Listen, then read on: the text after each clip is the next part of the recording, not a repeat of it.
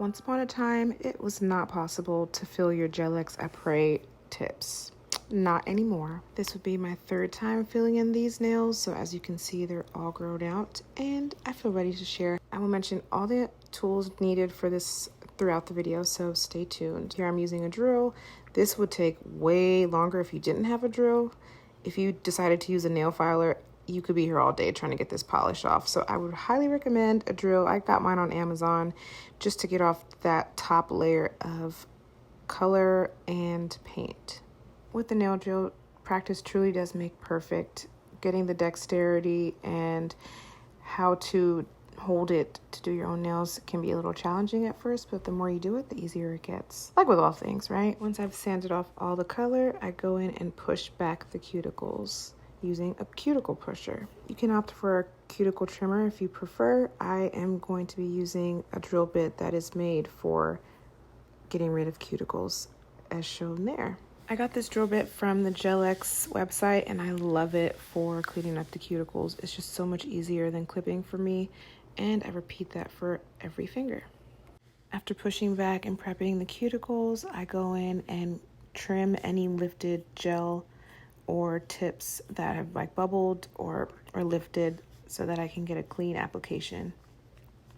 Once I've dusted off all the powder and dust from my hands, I go in with the alcohol soaked non-lint wipe and wipe each finger to remove any kind of debris and dust. I start by applying a dehydrator and then a primer to the fill-in area of each nail. Once the dehydrator and the primer are dry, I apply the soft gel builder to the fill-in area of the nail.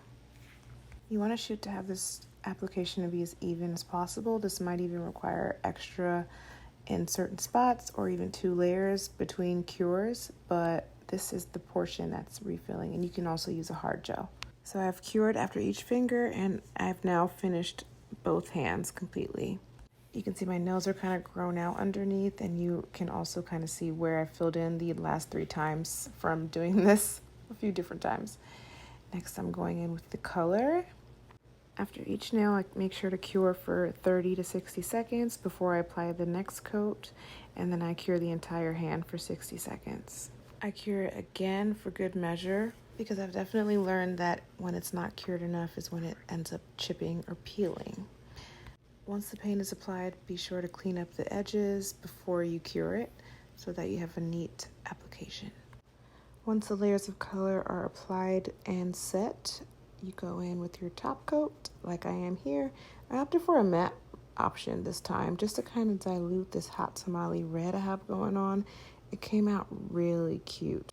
So I like to make sure that this top coat is completely cured, so I cured it for an additional 60 seconds just to make sure, and the matte top coat came out really cute. I'm so happy with it. Look at this. Let me know if you try this in the comments, and thanks for watching. Bye.